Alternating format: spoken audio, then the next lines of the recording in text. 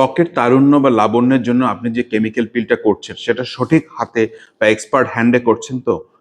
বর্তমান যুগে শহরে এমনকি অনেক সময় দেখা যায় যে শহরের বাইরের অঞ্চলগুলোতেও কেমিক্যাল পিল নিয়ে আমরা সকলে অনেকেই জানি বা অনেকেই শব্দটার সাথে পরিচিত।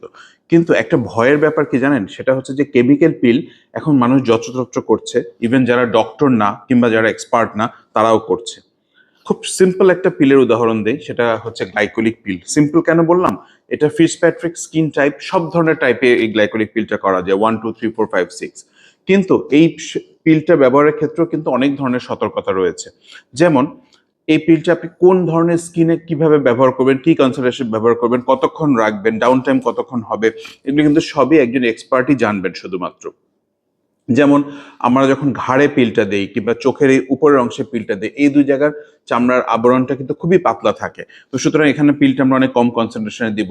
আবার দেখা যাচ্ছে অন্যান্য জায়গায় যেখানে থিকনেসটা বেশি থাকে সেখানে মোটা কনসেন্ট্রেশনে দিব। অনেক সময় পিলের আগে কিছু সতর্কতা থাকে, যেমন ওয়্যাক্সিং করা যায় না, এপিলেশন করা যায় না, আবার কারো ভাইরাল ওয়ার্ড থাকলে করা যায় না, কিংবা যাদের সেবোরিয়া আছে এগুলি করা যায় না। এগুলি অনেক ক্রাইটেরিয়া রয়েছে। সুতরাং গ্লাইকোলিক পিল আপনি যত্রতত্র করবেন না, অবশ্যই একজন ডক্টর এবং এক্সপার্টের হাতেই করবেন।